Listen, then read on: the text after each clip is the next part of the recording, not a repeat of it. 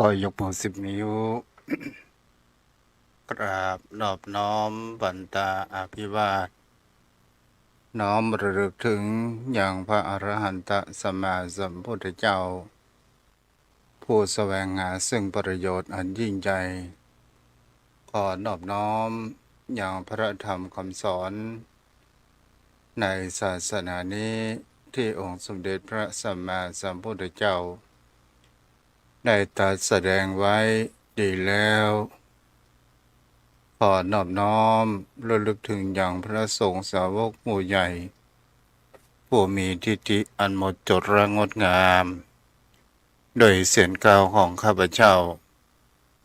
และขอถวายความเคารพนอบน้อมไหวสามายังครูบาอาจารย์ พระเถระเจ้าพระภิกษุสงฆ์สามเณรพระสังฆาธิการสงฆ์สมณศักดิ์บัณฑิตนักปราชญ์ท่านผู้มีความรู้ทุกรูปทุกตนทุกองค์มาด้วยความเคารพและขอเจริญสุขเจริญธรรมมายังพ่อออกแม่ออกศรัทธาอันมีพ่อมอนแม่มอนพ่ออุ้ยแม่อุ้ยปีป้านาอาท่านผู้ฟังผู้มีบุญทุกท่านที่ติดตามรับฟังธรรมะยามแรงทางสถานีวิทยุเพื่อการศึกษาพระพุทธศาสนาและวัฒนธรรม 104.5 เมกะเฮิรตซ์โดยการส่งลิงก์สัญญาณไปณสถานีวิทยุที่ตั้งคือวัดฝ่ายหินตำบลสุเทพอำเภอเมืองจังหวัดเชียงใหม่ได้รับความเมตตาจากท่านผู้อำนวยการใจดีท่านอาจารย์พระครูสมุวิสุวัตรวรกิจโจเจ้าอาวาสวัดฝ่ายหินตำบลสุเทพอำเภอเมืองจังหวัดเชียงใหม่ท่านเป็นผู้อำนวยการในการเผยแพร่ทางสถานีวิทยุแห่งนี้ได้มอบหมายอย่างตนตัวของอาตมาภาพพระครูไพศาลสุตกร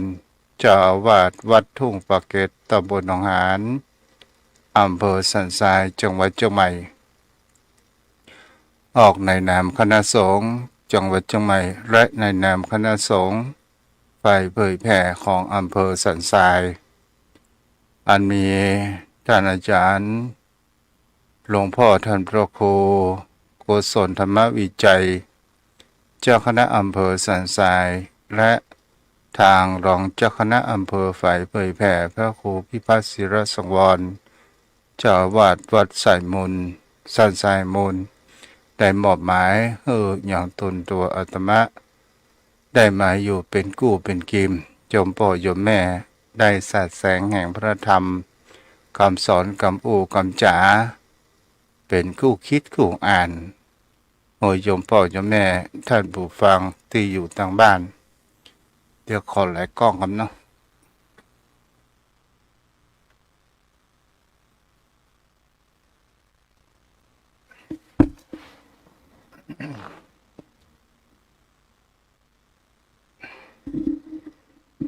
เอาละก็มาอยู่กับกันในวันนี้ โยมพ่อโยมแม่ท่านผู้ฟังวันนี้ก็เป็นวันที่13เดือนกุมภาพันธ์พุทธศักราช2568ต่อวันนี้ก็เป็นวันศีลวันพระ วันพระใหญ่ที่หมู่เฮาทั้งหลายได้รู้กันมาว่าเป็นวันมาฆบุญมีเป็นวันที่เราได้น้อมระลึกถึงอย่างองค์สมเด็จพระสัมมาสัมพุทธเจ้าและเป็นวันจตุรงคสันนิบาต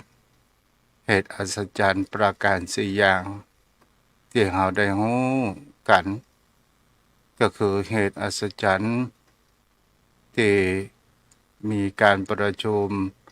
พระสงฆ์สาวกมาโดยไม่ได้นัดหมายและก็ล้วนแล้วแต่เป็นพระคิณศพเป็นพระอรหันต์ทั้งสิ้นและเป็นพระภิกษุสงฆ์สาวกที่พระพุทธองค์นั้นได้บวชโดยแห่งคำว่าเอหิภิกขุอุปสัมปทาพระพุทธองค์นั้นเป็นผู้บวชและก็เป็นวันที่เหตุอัศจรรย์ก็คือการที่มาประชุมมาได้นัดหมาย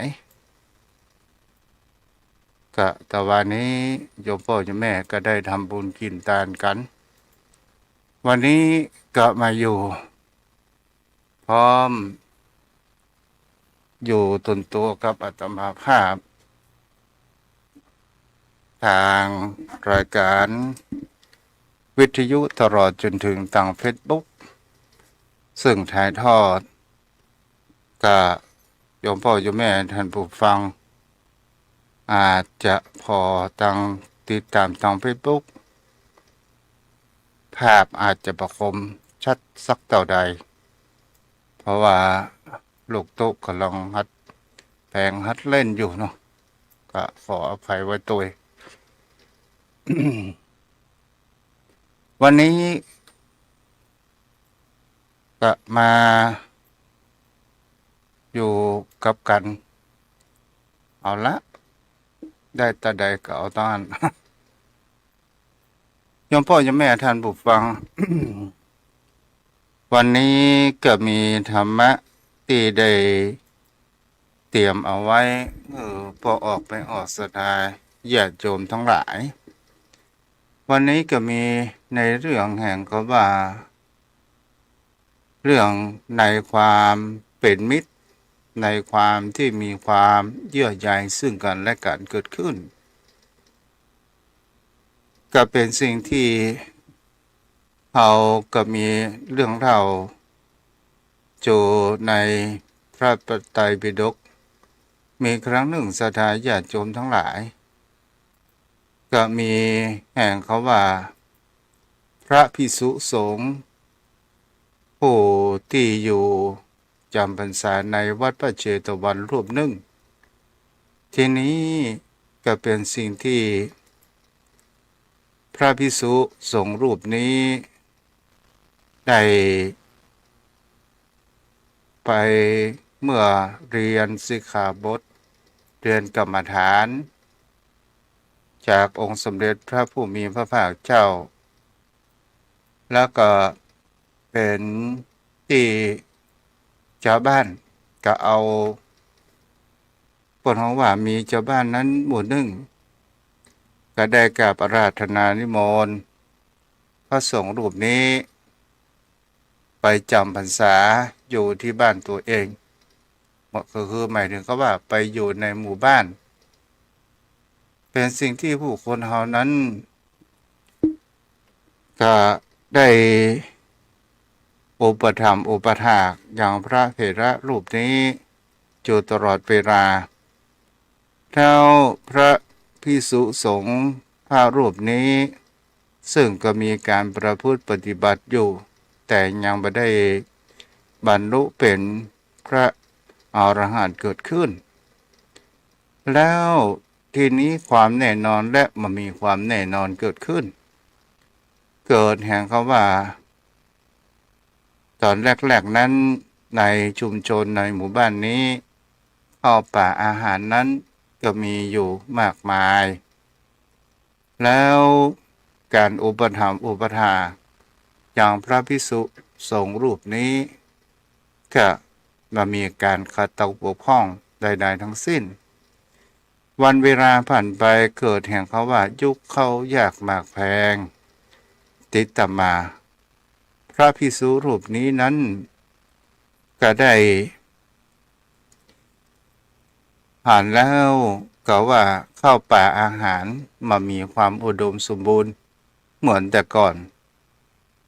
ก็ได้ลาอย่างหมู่เจ้าบ้านนั้นก็คือหมายถึงเขาว่าเมื่อยามสุขอยู่ร่วมสุขแต่ยามทุกข์นั้นหนีจากสถานญาติโยมไปก็เลยเสด็จเข้าไปเฝ้าพระพุทธองค์อย่างวัดพระเชตวันโดยกราบทูลพระพุทธองค์ว่าตอนนี้ได้เกิดแห่งทุพพิกภัยยังชนบทเข้าอยากหมากแพงก็เลยกลับมาอย่างวัดพระเชตวันมาถวายบังคมแต่พระผู้มีพระภาคเจ้าศรัทธาญาติโยมทั้งหลายพระภิกษุสงฆ์รูปนี้ก็นึกว่าจะได้คำชื่นชมจากองค์สมเด็จพระผู้มีพระภาคเจ้าแล้วพระพุทธองค์นั้นก็โดยการที่ว่าได้เล่าเรื่องแห่งพระชาดกในเรื่องนกแขกเท่าที่ครั้งหนึ่งนั้นองค์สมเด็จพระสัมมาสัมพุทธเจ้าเป็นพระโพธิสัตว์กำเนิดเป็นนกแขกเต่าอยู่ในแห่งเขาว่าเมืองพาราณสีผู้ของนครคือพระเจ้าพรหมทัตเกิดขึ้นศรัทธาญาติโยมทั้งหลายนกแขกเต่าทั้งหลายเหล่านั้นก็ได้อาศัยต้นเดือได้กินหน่วยเดือแล้วทีนี้เนี่ยเมื่อมีอาหารการกินก็มีนกแขกเต่าทั้งหลายผู้อันเป็นบริวารของพระโพธิสัตว์นั้นก็ได้กินโจรกันหมดไปเมื่อกินหน่วยแห่งต้นเดือนนั้นจนหมดไปทีนี้ต้นเดือนนั้นก็บ่ได้พลิออกใบเหมือนดังแต่ก่อนก็เลยขาดน้ำขาดแร่อาหารต่างๆนานานั้นเกิดขึ้นนกอันเป็นบริวารทั้งหลายเหล่านั้นก็หนีบินไปเพื่อที่จะไปอาศัยอย่างต้นเดือแหมต้นใหม่แต่พระโพธิสัตว์ผู้อันเป็นนกแขกเต่าเหล่านั้นตัวหนึ่งก็คือนกพญานกแขกเต่าก็ได้อาศัยอยู่ต้นเดือนนั้นมาหนีจากไปไหนเมื่อต้นเดือนนั้นเริ่มตีตายไปเหลือแต่ต่อแห่งเขาว่าต่อเดือไก่ยางว่าจากไปจากต้นเดือนนั้นก็ได้ทรัพย์สินกินยังขุยแห่งเขาว่าต้นเดือที่อันมันผุพังเกิดขึ้นทีนี้ศรัทธาญาติโยมทั้งหลายโดยอำนาจแห่งความที่นกแขกเต่าพระโพธิสัตว์นี้ก็ได้มีการบ่ยอมจากไปที่ไหนถึงมีการว่าเหมือนกับว่ามีการอุทิศแห่งชีวิตนี้ถ้าต้นเดือมามีแล้วก็ไปจากไปที่ไหนเกิดขึ้นก็คือหมายถึงเขาว่าเป็นนกที่มีความเอื้ออาทรและมีความห่วงใยต่อกับต้นเดือทีนี้เรื่องราวเหล่านี้มันก็ไปร้อนไปถึงแห่งท้าวสกะบรรดุกำพลศิราอาจของท้าวสกะนั้นเมื่อตะก่อนก็มีความนุ่มนวลแต่มีเหตุอัศจรรย์ว่าตอนนี้บรรดุกำพลศิราอาจของท้าวสกะนั้นมีความแข็งกระด้างเกิดขึ้นมาก็เลยตรวจดูว่ามันเป็นเพราะเหตุอะไรเพราะพ พลังอำนาจจากอะไรอย่างก็เลยหันนกแขกเต่าผู้อยู่ที่ต้นเดือนนั้นหันว่านกแขกเต่านี้เป็นหน่อเนื้อของพระโพธิสัตว์ก็เลยเนรมิตนั้นลงมาเกิดขึ้นก็ได้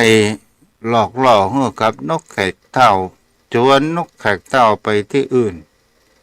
แต่นกแขกเต่าโพธิสัตว์นี้ก็ไม่ยอมไปก็เลยเกิดแห่งความเรื่มใสต่อนกแขกเต่าท้าวสักกะนั้นก็ได้เนรมิตให้ต้นเดือนนั้นออกงอกออกผลเหมือนดั่งเดิมเกิดขึ้นนี้ก็เป็นสิ่งที่ผู้คนเขาจะหันได้ว่าสิ่งต่างๆนานาบางครั้งบางคราวถ้าเขาใจแห่งความอดทนตลอดจนถึงใจแห่งความที่มีสัจจะและมีความเป็นอยู่ร่วมสุขร่วมทุกข์กันเกิดขึ้นสิ่งเหล่านี้ศรัทธาญาติโยมทั้งหลายมันก็เหมือนเป็นสิ่งที่แห่งคำว่ามิตรไมตรีของผู้คนของเขามิตรไมตรีเป็นสิ่งที่เรานั้นต้องมีอยู่ในตัวของเรานี่เองถ้าว่าเป็นบุคคลที่มีความมิตรไมตรีหมายถึงว่าเป็นบุคคลที่เอื้อเฟื้อเผื่อแผ่มีน้ำจิตน้ำใจนั้นช่วยกันมีน้ำจิตน้ำใจยื่นแบ่งปันและเป็นบุคคลที่บ่ทอดทิ้งอย่างแห่งคำว่ามิตรแห่งตนตัวหมายถึงคำว่าร่วมสุขร่วมทุกข์เหมือนสามีภรรยาที่มีความร่วมสุขร่วมทุกข์กันจนถึงแห่งคำว่าตลอดทอดฝั่งเกิดขึ้นชีวิตของคนเฮานี้เนี่ยเป็นสิ่งที่เราจะหันได้ว่าคำว่ามิตรไมตรีและกำลังใจนั้นเป็นสิ่งที่สำคัญมากที่สุดและเป็นพลังอันยิ่งใหญ่กว่าพลังสิ่งอื่นใดเกิดขึ้นถ้าคนเฮานั้นมีกำลังใจซึ่งกันและกันมันก็เกิดแห่งพลังมหาศาลและก่อให้เกิดแห่งความสำเร็จนั้นติดตามมาเกิดขึ้นนี้เป็นสิ่งที่คนเฮานั้นควรจะมีหมายถึงเขาว่าสามีภรรยาถ้าเฮาให้กำลังใจซึ่งกันและกันบุคคลผู้อันเป็นสามีก็มีพลังแห่งจิตใจนั้นทำมาหากินโดยมีความเอื้ออาทรต่อกันและกันเกิดขึ้นตลอดจนถึงสามีก็ตามถ้าให้กำลังใจภรรยาก็จะทำให้ภรรยานั้นเป็นภรรยาที่ดีและเป็นแม่สี่เดือนอย่างดีที่สุดแต่วิถีชีวิตของคนเฮานี้เนี่ยกำลังใจหรือน้ำใจคนเฮาอยู่ด้วยกันเพื่อที่เฮาจะได้กำลังอกกำลังใจกันเหมือนวัดและบ้านถ้าวัดมาให้กำลังใจศรัทธามาให้กำลังใจอย่างพระสงฆ์องค์เจ้าอยู่วัดคอยที่จะจ้องจับผิดกันตอนสุดท้ายมันก็มารายหายสิ้นมันก็จะมีแห่งความว่าทุกสิ่งทุกอย่างที่กระทำมานั้นร่มสลายไปกำลังใจเป็นสิ่งที่ก่อให้เกิดความคิดดีๆก่อให้เกิดแห่งความสำเร็จนั้นเกิดขึ้นได้เราก็ลองดูสังเกตจะเป็นเมืองใดบ้านใดประเทศใดก็ตามถ้าให้กำลังใจซึ่งกันและกันแล้วประเทศนั้นบ้านนั้นมันก็จะมีความเจริญและมีความผาสุกเกิดขึ้นเราก็ลองดูมาสังเกตอย่างประเทศของไทยเราทำไมผู้คน ที่มีอยากจะมาอยู่ยังประเทศไทยถึงจะเป็นหัวเปิ้นว่าถึงตัวจะเป็นชนชาติอื่นแต่หัวใจนั้นเป็นชาติไทยเพราะว่าอย่างเล่าเพราะว่าได้แห่งคำว่าสยามเมืองยิ้มสยามที่มีแห่งคำว่าเอื้ออาทรซึ่งกันและกันมีฝรั่งคนหนึ่งนั้นได้มาแอวบ้านเฮาบังเอิญเป็นช่วงฤดูฝนฝรั่งนั้นชอบแอวตางบนดอยศรัทธาญาติโยมทั้งหลายบังเอิญวันนั้นเป็นวันที่ฝนตกแล้วตามมารยาทของฝรั่งจะบ่เข้าชายคาบ้านไผ่ง่ายๆเกิดขึ้นเพราะว่าวัฒนธรรมของเขาเป็นเช่นนั้นแล้วก็เป็นสิ่งที่จะเห็นได้ว่ามีผู้คนพี่น้องบนดอยก็ได้ห้องฝรั่งนั้นเข้ามายังบ้านยังจองได้เอาผ้าตุ้มเจ็ดเนื้อเจ็ดตัวและก็เป็นสิ่งที่จะเห็นได้ว่าผู้คนเฮาในเมืองไทยเฮานั้นมีระบบแห่งความว่าถามแห่งความสารทุกข์สุขดิบเกิดขึ้นถึงจะอู้ภาษาอังกฤษบ่จ้างอู้ภาษาฝรั่งบ่เป็นแต่มันก็มีกิริยาท่าทางภาษากายเกิดขึ้นนี้แหละก่อให้เกิดแห่งคนที่มีแห่งความหลงไหลในประเทศไทยของคนเฮานั้นก็มีและก็เป็นสิ่งที่จะหันแห่งประการหนึ่งว่ามีนักท่องเที่ยวมาแอวแล้วทีนี้ก็เมื่อมาแอวแล้วก็เข้าอย่างที่ในบ้านชุมชนแห่งคำว่าประเพณีวัฒนธรรมของประเทศไทยของเรานั้นก็คือมีแขกเข้ามาเยี่ยมบ้านก็จะต้องมีน้ำดื่มคอยต้อนรับขับสู่แขกผู้มาเยือนนั้นอยู่เสมอนี่แหละแห่งคำว่ามิตรไมตรีก่อให้เกิดแห่งความสำเร็จแต่บุคคลที่เมื่อมีเปิ้นของว่าเพื่อนกินนั้นหาง่ายเพื่อนใดนั้นหายาก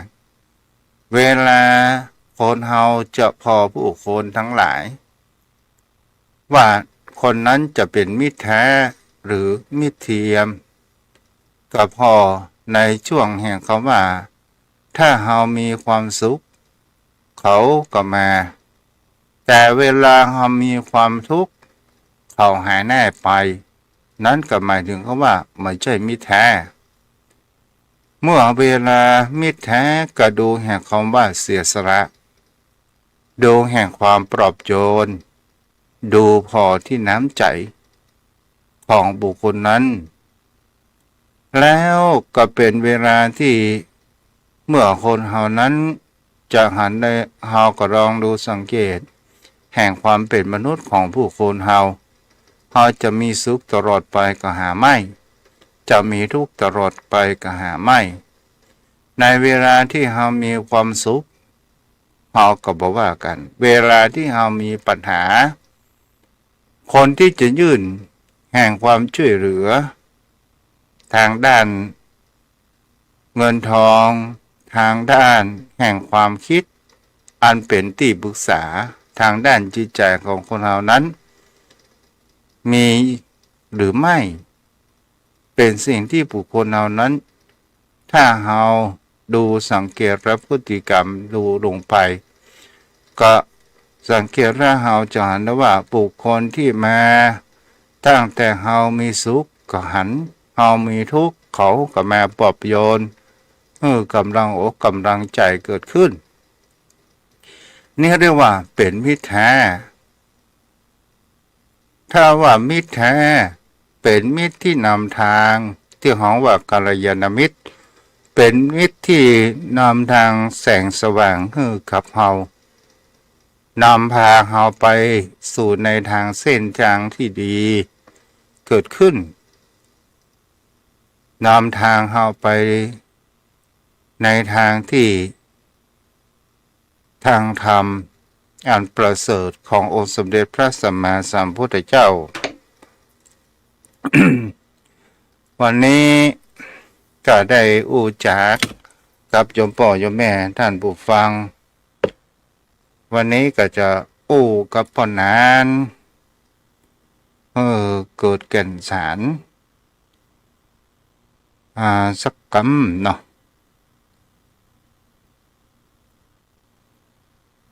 เด้อพ่อนานสายัน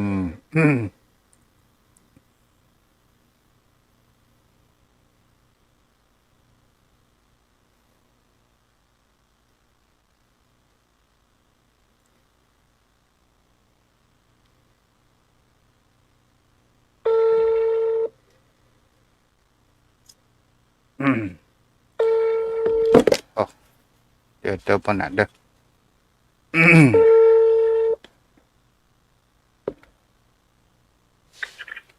เจริญพ ค ร รับกราบแทบไตรเวสาเมตตาบารมีธรรมท่านพระคุณเจ้าด้วยความเคารพสูงยิ่งครับกราบได้กราบครับท่านเจ้าครับเจ้าวันนี้ก็ได้อู้จ๋าบัดเดี๋ยวนี้จะเข้าสู่หน้าหอนแล้วเนาะพ่อหนานเนาะ เปลี่ยนเช่นนั้นครับท่านพระคุณเจ้าเพราะว่าประมาณปลายเดือนนี้เพิ่นจะประกาศว่าเข้าสู่ฤดูร้อนโดยสมบูรณ์แต่ความเชื่อของคนล้านนาของเราท่านคุณเจ้าคนรุ่นคนเฒ่าคนแก่เพิ่นว่าต้องหกเป็งเหรอท่านพระคุณเจ้า แม่นนะ เป็ง เนาะ เพิ่นว่าฮ้อนก็จะมาวันนั้นหนาวก็จะไปวันนั้นแล้วก็หกแรมหนึ่งค่ำเปิ้นเปลี่ยนเครื่องทรงของท่านที่เอามาลักบดนะครับท่านเจ้าครับ เจ้า เป็นฤดูร้อนวันนั้นครับแล้วคนเฒ่าคนแก่เพื่อก่อนเลยถือว่าวันนั้นเป็นวันสิ้นสุดของฤดูร้อน แล้วก็แต่ผมบอกเข้าใจว่าอันที่ว่ายาแล้วมันมารวมกันที่ต้นพาคิเหล็กไอ้กินพาคิเหล็กกันโบงเปงไม่จะหายพยาธิพยำจะได้บ่ได้ถามเหตุผลครูบาอาจารย์สักคำบ่ได้ถามเปิดแต่เปิดก็ว่าอันอย่างพาคิเหล็กเนี่ยกินแล้วดีเนี่ยเสียโรคเปงนี่หรอท่านเจ้า มันมีโรคภัยไข้เจ็บอีกเนาะ เปิ้นว่าเช่นนั้นนะท่านบอกเจ้ายุคปัญญาได้มาก่อน ก็ถ้าบางสิ่งบางอย่างนี่มันก็อยู่ที่ความเชื่อมั่นกันพ่อหนาน มันก็จะเป็นอย่างนั้นนะท่านบอกคุณเจ้าบางทีมันก็เป็นจริง แต่มันหาสาเหตุแบบบ่พบอ่ะแล้วก็ยังทำกันอยู่เพราะว่าบุคคลในระดับใดท่านบอกคุณเจ้า คือระดับใดนี่คือว่าคนจะมีความรู้นักความรู้น้อยหรือว่าคนมีปริญญาปริญญาของยังทำอยู่นะขอโทษเด้ออย่างน้ำที่เข้าตายเล่าน้ำโมตีนมาเดียวคนยังมีอยู่นะท่านพระคุณเจ้ามีอยู่อ่ะ มันก็ มันเป็นแปลกกันใจกับผม ก็มันก็หายนะเนาะ เพราะมันก็หายนะท่านเจ้ามันก็หายนะครับมันก็แบบถือว่างมงายเพราะมันหายเขาก็ถือว่ามันก็ยังดีอยู่ยังใจได้อยู่ท่านเจ้า เจ้า ไว้จ่าครับ แล้ว วันนี้พ่อหนานมีเรื่องเล่าด้านนามีก่อน เอาเรื่องเนี่ยบอกเจ้า ทางด้านวัฒนธรรมนี่ก็ได้ วันนี้ก็อู้แบบสบายๆเนาะ ครับที่เข้าผมก็ได้ฟังจากท่านเจ้าอธิบายเรื่องมิตรนะท่านพระพุทธเจ้าก็ถ้ามันเป็นกัลยาณมิตรถึงมันจะมีน้อยนิดแต่มันก็ยังดีเหลือความมิตรที่มีร้อยนะครับ มันจะมีคนเดียวถึงจะน้อยก็ยิ่งก็ร้อยเพื่อนคิดดิษยาเพื่อนที่อยู่กับเฮาทุกสุขช่วยกันบะละบ่ฟังกันนะครับพระพุทธเจ้า มันก็หาได้ยากพอสมควรแต่ถ้าใครได้พบกัลยาณมิตรบุคคลที่หวังดีต่อเฮานะครับพระพุทธเจ้าถึงมันจะมีคนสองคนโอ้ผมว่ามันเป็นโชคดีที่สุดอะที่ปึ่ง ในข่าวที่เราตกทุกข์เนี่ยมันโจรปัญญาท่านพระพุทธเจ้าคนบัดตก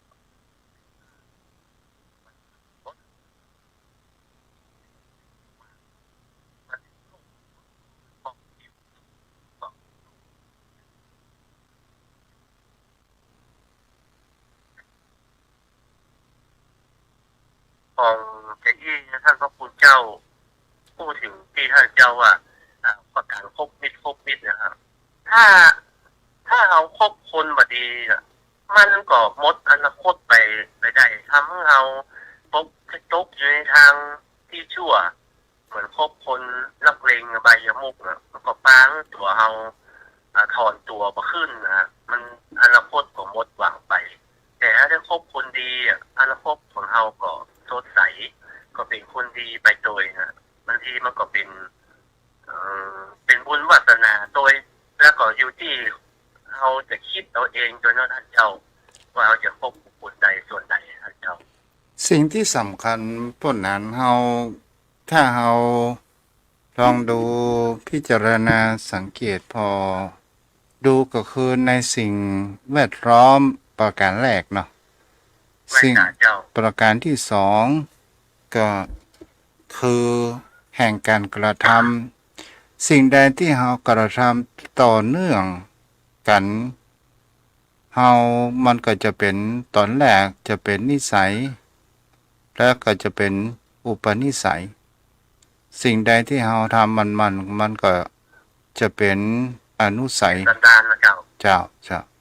มันก็ติดตัวมันก็เหมือนกับท่านเจ้าว่าเป็นเช่นนั้นนะท่านเจ้าท่านเจ้าถ้าไปเกิดอยู่ในชุมชนอยู่ในประเทศมณฑลที่มันมีคนดีมีคนชั่วอยู่เอาก็พลอยเป็นจะหั่นไปตัวนะครับแต่บางครั้งบางคราวเนี่ยก็มันก็ทำให้คนที่มียังวาสนายังดีอยู่ก็ดิ้นออกมาได้อยู่นะวันนั้นอย่างกับอย่างก็ดอกบัวในกองขยะอยากดอกบัวในกองขยะนายกประเทศอินเดียที่นับพวกน้องว่าเป็นจันทานแต่มีเศรษฐีผู้มีตระกูลอันเป็นพ่อค้าเนาะก็ได้นำเอาไปเลี้ยงลืมชื่อไปละก็นี่ก็คือเป็นสิ่งที่เราบางครั้งบางคราวสิ่งที่ความลำบากก็ก่อให้เกิดแห่งความสำเร็จได้เหมือนกันนะเพราะนั้นคือความลำบากเลยท่านพระคุณเจ้าที่มันเกิดความสำเร็จเพราะว่ามันพบกับความอุตสาหะความพยายามความภาคเพียรมันเป็นเหตุที่ว่ามันจะทำให้ตัวมันนั้นน่ะพ้นจากความลำบากได้ถ้ามันบ่มีความลำบากถ้าบ่มีความลำบากในเบื้องต้นความภาคเพียรความพยายามนะถ้ามันบ่บังเกิดขึ้นมันก็บ่สามารถที่จะเปลี่ยนสถานะของเราได้ครับพระคุณเจ้ามันมีข้อคิดอุทาหรณ์อยู่อย่างหนึ่งนะท่านเจ้าเข้าของผมก็ได้ฟังท่านพระคุณเจ้าเพิ่นได้อธิบายเทศนาเพิ่นบอกว่าไก่งูมันบ่มีตีนแต่มันยังสามารถไปมาได้ไก่มันบ่มีนมมันยังเลี้ยงลูกคือมันโตใหญ่ได้แล้วก็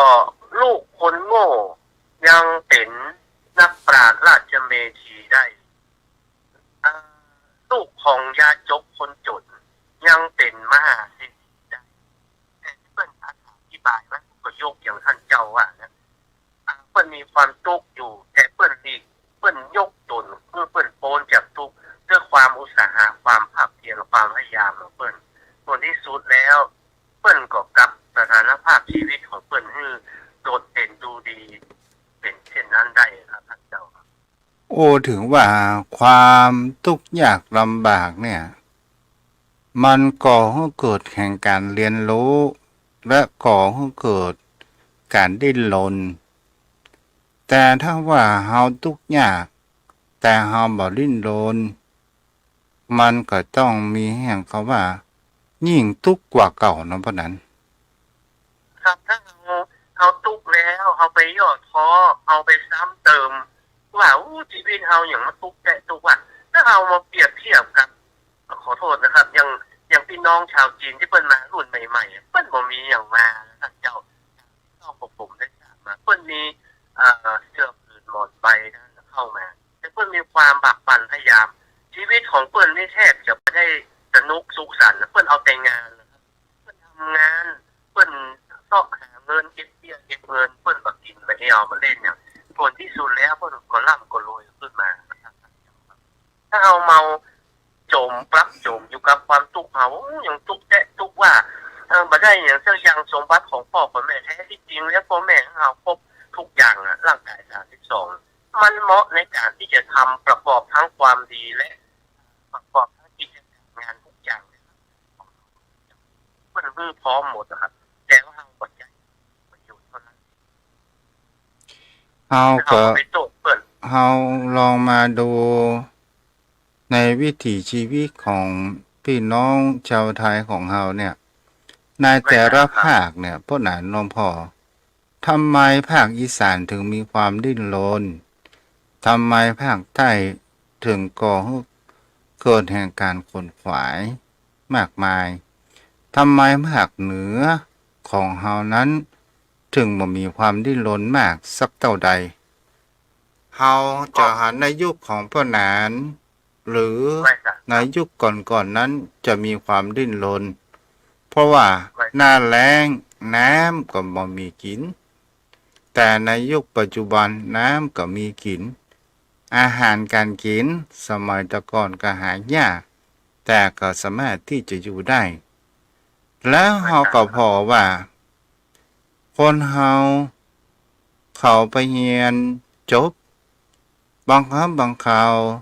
มันมีแห่งเขาว่าขันติความอดทนต่อความยากลำบากแล้วโดนเจ้านายเดือดด่าพ่องและก็บ่ได้ถือว่านั้นเปิ้นสอนเฮาแต่เขาว่านั้นเขาด่าเฮา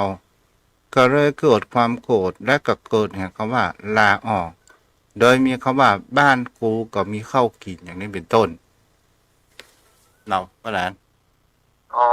เพราะเห็นว่ามีความอุดมสมบูรณ์ทุกอย่างเข้าก็มีกินน้ำก็มีอยู่บ้านก็มีที่ก็มีนะคิดเป็นเช่นนั้นเนาะท่านเจ้าแต่คนที่ขยันก็มีนะบ่เชื่อว่านี่นะมีครับท่านเจ้าแต่ถ้าเราไปคิดอย่างนั้นอย่างที่ท่านเจ้าว่าสำหรับคนที่ว่ามีความยิงในตัวว่าเข้าก็มีอย่างก็มีครับมันก็เลยทำให้ตัวเฮาเนี่ยมีความถือตัวมากเกินไปยึดตัวยึดตนมันก็ไปขัดขวางความเจริญแทนที่เฮาจะเป็นผู้ที่มุ่งมั่นในการทำงานอย่างที่ท่านเจ้าว่าภาคอีสานเพิ่นเกิดความแรงแค้นเพิ่นมีความบักบั่นพยายามนักเอาเบาสู้เพราะเพิ่นต้องทนสู้ต่ออุปสรรคของดินฟ้าเพื่อจึงมีความอดทนนะครับท่านเจ้าถ้าผมคิดเป็นเช่นนั้นนะครับ เรื่องเอาเบาสู้ตักแดดตักฝนนี่ผมว่าภาคอีสานมีสูงกว่าภาคอื่นๆนะตามความคิดของเก้ากับผมนะท่านเจ้าก็ลองดูพี่น้องทางภาคอีสานนะ1เปิ้นบ่เลือกกิน2เปิ้นอดทนเช่นใดบ่ได้ดิบได้ดีปรับปิกบ้านปิกจองเนาะมันคงเป็นทัศนคติที่ฝังจิตฝังใจเป็นเช่นนั้นก็เพราะว่าเกิดความบักบั่นพยายามเพราะว่าถ้าบัดรวยแล้วแบบปิกเข้าบ้านตามใจถ้าบัดร่ำบัดรวยก็คือหมายถึงถ้าว่าตามใดถ้าบัดได้ดีจะปรับปิกบ้านเนาะครับก็แสดงว่าเพิ่นตั้งปฏิฐานไว้สูงเนาะครับมีความบักบั่นพยายามเป็นจุดเป้าหมายเนาะท่านเจ้าถ้าคนเราถ้ามีความตั้งใจปฏิฐานไว้มันย่อมสำเร็จถ้าแค่คิดอยากจะทำแล้วมันก็สำเร็จไปครึ่งแล้วท่านเจ้าถ้าเอามาคิดว่ามันจะได้วะฮะเฮาเนี่ยบ่ได้เฮาไปบ่ได้เฮาบ่มีความสามารถมัน เกิดความท้อนะท่านเจ้าเนาะ แม่ แต่ น ถ้าเอาว่าโอ้เปิ้นยังเนี่ยได้เขาคนเนี่ยได้เปิ้นก็คนเหมือนกันเนาะเปิ้นไปได้กินเพชรกินพลอยเพราะกดกินข้าวอย่างเฮาโอ้มันสร้างความกำลังใจให้กับตัวเองนะท่านเจ้าครับ เจ้าแม่นละ ครับเข้ากับผมได้สนทนาธรรมกับท่านเจ้าจะเกิดความปิติความปราโมกข์ก็ต้องขอกราบขอบคุณในเมตตาธรรมท่านเจ้าด้วยความเคารพอย่างสูงยิ่งครับกัลยาณมิตรกัลยาณธรรมทุกท่านวันนี้เราได้ศึกษาธรรมะบริการเราบอกสนทนาเพื่อกำลังใจท่านพระพุทธเจ้าแต่เนิ่นท่านใดมีโอกาสก็โทรไปแสดงความยินดีที่ได้ฟังธรรมกับท่านพระพุทธเจ้า ขอบพระคุณทุกท่านครับได้ศึกษาธรรมะในการขอสวัสดีครับ เจ้าบุญรักษาเด้อผลนั้น เอาละใครจะโทรเข้ามาได้ที่เบอร์โทร0631639950ก็โทรเข้ามาได้เจ้าพ่อเจ้าแม่ท่านผู้ฟังทางวัดตุนตัวของอาตมาภาพในช่วงนี้ก็ในการทำบุญนั้นก็คือทำบุญซื้อที่ดินเนาะก็โยมพ่อโยมแม่ท่านใดที่จะร่วมทำบุญกันก็สามารถที่จะโทรมาหรือว่าทำบุญได้ตามกำลังของเราเท่าที่เรามีเด้อวันนี้ก็คงจะจะจ๋าประเตรียมน้ำเตรียมกรรมก็ขออภัยไว้ตัวเพราะว่าในการทดลองในปั๊บยังตัวทาง Facebook รูปก็บ่ค่อยสำเร็จแต่ใดเตื้อเนาะชมพ่อชมแม่ท่านผู้ฟังที่อยู่ทางบ้านก็คงจะได้หันอยู่เอาละยมพ่อชมแม่ท่านผู้ฟังใครจะโทรมาก็โทรมาได้เด้อใครบ่โทรมาตู้เจ้าก็จะต่อไป ก็คือถ้าเฮาไปแล้วเนี่ยสิ่งที่สำคัญในวิถีชีวิตของคนเฮาเนี่ยคือสิ่งที่การดำรงชีวิตของคนเฮาบางครั้งบางคราวเนี่ยเราต้องหาแก่นสารว่าทุกสิ่งทุกอย่างมันมีเหตุและมีผลตามที่เป็นคำสอนของพระพุทธองค์เกิดขึ้นเราเกิดมาได้อัตภาพแห่งความเป็นมนุษย์ก็ถือว่าเป็นสิ่งที่การที่เราจะได้เกิดมาเป็นมนุษย์นั้นเป็นเรื่องที่ยากแสนยากเราก็พอดูว่าโอกาสที่จะได้เกิดมาเป็นมนุษย์เหมือนกับแห่งคำว่าเขาโคและขนโคนี้เป็นสิ่งที่ผู้คนเหล่านั้นหันได้เนาะเจริญพรเจ้าโยมแม่ฟังอยู่นะเจ้าเมืองบางชัดเจนดีเลยเจ้าฟังหายหนาวแล้วก็หนาวว่าเจ้าน้อยเจ้าจากปกติเนาะมันไปแกล้งมาหาเมื่อเจ้าดีละแม่ผู้รักษาเด้อแต่มันของท่านถ้าจะหนาวแล้วเนาะหนาวเมื่อเช้าเหมือนกันนะกะเจ้าผู้รักษาเด้อแม่เด้อ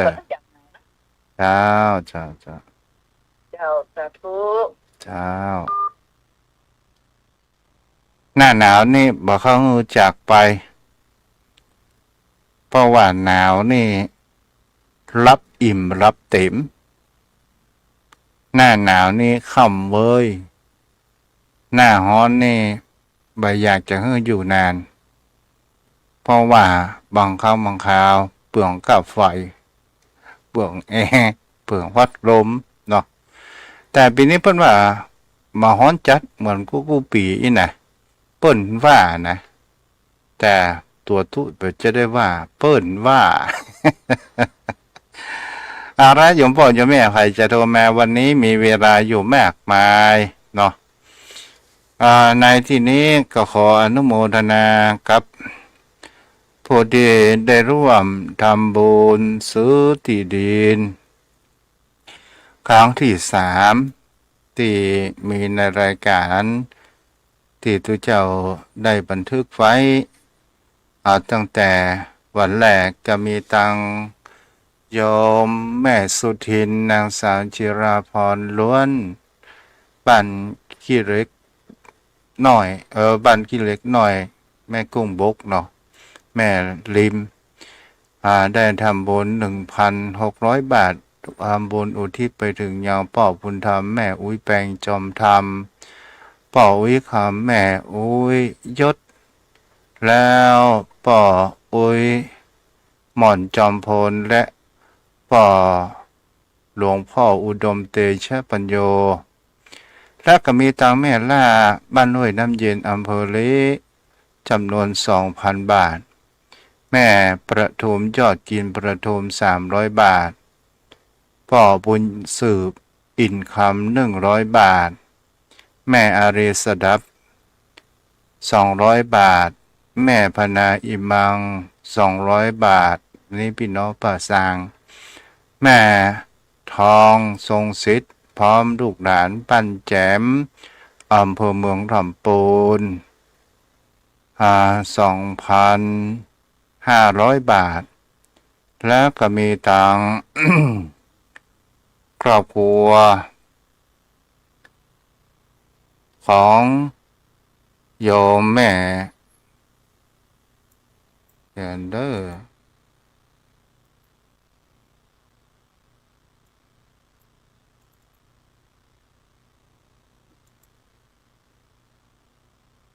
ที่ได้ร่วมเป็นเจ้าภาพในการบุญนี้มีตังนางสาวชุราการพุทธวงศ์นางสาวสิริการทรงสิทธิ์ทำบุญอุทิศไปถึงยามป่อ10ตำรวจเอกสามิตรสิทธิมูล500 บาทเนาะ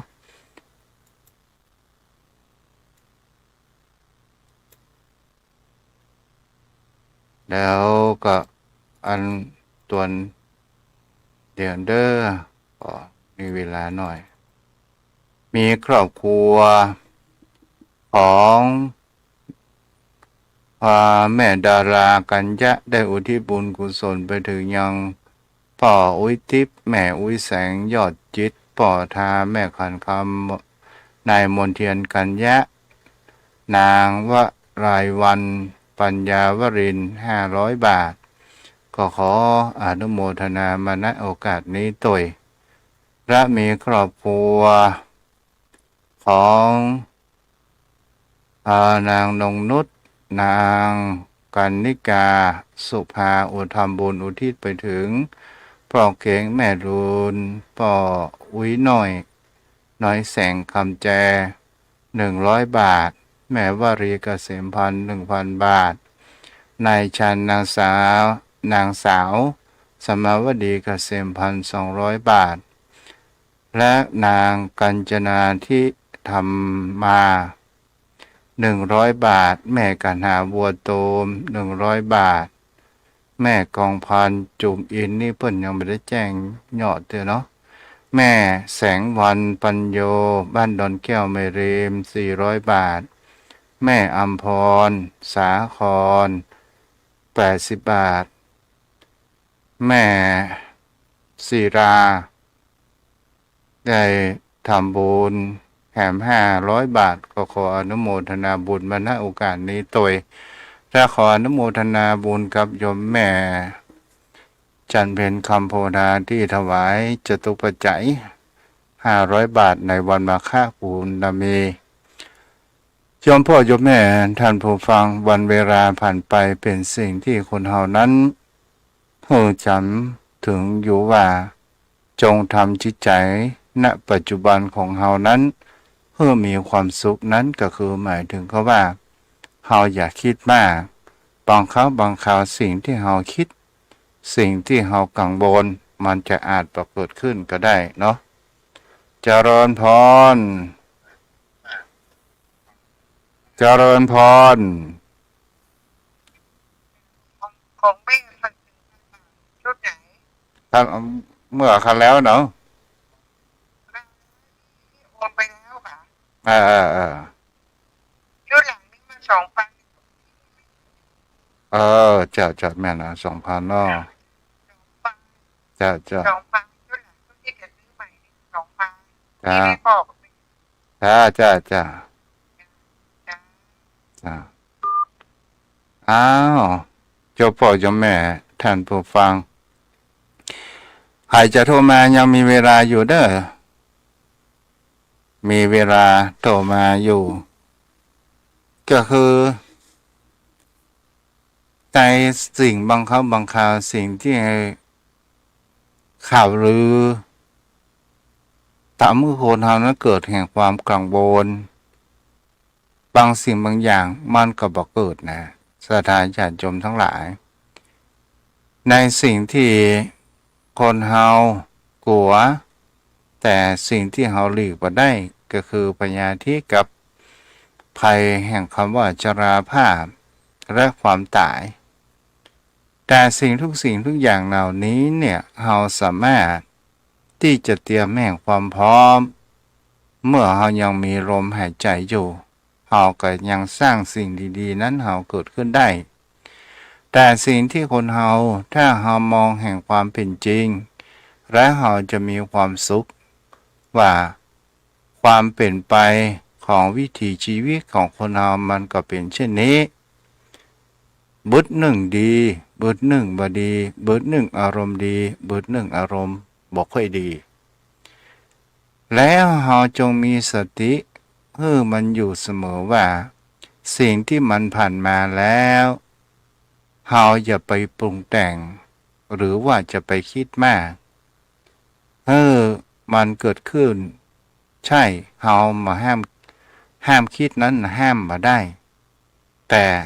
เฮาปล่อยวางมันผ่านไปได้เรื่องทุกเรื่องคนทุกคน